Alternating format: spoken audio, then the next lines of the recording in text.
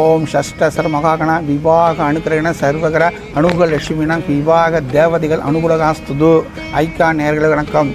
தற்போது திருமணம் நடக்காமல் இருக்கக்கூடிய மகளிர் ஆண்கள் எல்லாம் இருக்கிறாங்க. அதாவது 40-45 வயசு ஆனாலும் அவங்களுக்கு கல்யாணம் நடக்காமல் இருக்குது. அதுக்கு என்ன செய்யுது? முதல்ல சொல்லக்கூடியது ஈக்காடு பஞ்சவர்ணேஸ்வரர் கோயில். இந்த பஞ்சவர்ணேஸ்வரர் கோயிலை நீங்கள் வெள்ளிக்கிழமைக்கு சென்று 6 அகல் விளக்கு நெய் தீபம் ஏற்றி வந்தால், அங்கே ஒரு அர்ச்சனை பண்ணிட்டு வந்தால் நிச்சயமாக திருமணம் தடமீங்கி நிச்சயமாக மாங்கல்யம் கிடைக்கிறதுக்கான வாய்ப்புகள் அமைப்புன்னு சொல்லலாம். அடுத்தது மின்னல், அதாவது அரக்கோணத்து பக்கத்தில் மின்னல் இருக்கிறது. மின்னல் பஞ்சமுக விநாயகர். இந்த விநாயகர் ராகு கேது தோஷம் இருக்குது. ரொம்ப பேருக்கு அங்கார தோஷங்கள் இருக்குது. இந்த அத்தனை தோஷங்கள் நீங்கினா தான் கல்யாணம் நடக்கும்னு சொல்லக்கூடிய ஜோசியர் சொல்லக்கூடிய அமைப்புகளாக இருக்குது.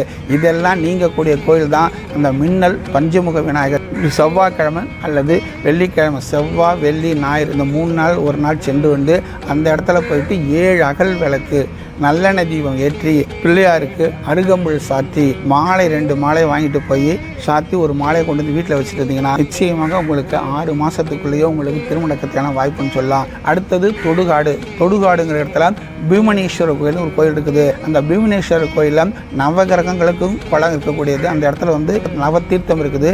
நவக்கோள்களும் அந்த இடத்துல தீர்த்தலை வணங்கி நவக்கோள்கள் எல்லாமே அவங்களுக்கும் திருமணத்தில் நிறைய இருந்தது. நவக்கோள்கள் அந்த இடத்துல இருந்து தான் தம்பதியோட சேர்ந்தாங்கிற ஒரு ஐதீகம் கூடது. அதே மாதிரி ஜோதிடம் ஜாதகம் எல்லாமே வந்தது அந்த இடத்த கோயிலில் தான். பீமனேஸ்வரர் கோயிலுக்கு ஒன்று திங்கட்கிழமை போங்க, வெள்ளிக்கிழமை போங்க, அடுத்த ஞாயிற்றுக்கிழமை 3 நாளில் போயிட்டு அங்கே 11 அகல் விளக்கு வேப்பெண்ணெய் வாங்கி தீபம் ஏற்றிட்டு அந்த கோயிலை 11 முறை சுற்றிட்டு அர்ச்சனை பண்ணிட்டீங்கன்னா நிச்சயமாக விரைவில் திருமணத்துக்கான வாய்ப்புகள் உண்டு. அடுத்தால திருவூர் சிங்காண்டீஸ்வரர் கோயில் இருக்குது. அந்த கோயில் பரமேஸ்வரன் ஆலங்கால விஷம் கொடுத்த பிறகு அந்த ஆலங்கால விஷத்தை கொண்டு அந்த சிவபெருமான் அந்த ஒரு சிறுங்கு என்ற முனிவர் அந்த இடத்துல சிவபெருமான சிவலிங்கத்தை உருவாக்கினதால அந்த இடத்துக்கு சிறுங்கீஸ்வரன் ஒருத்தது.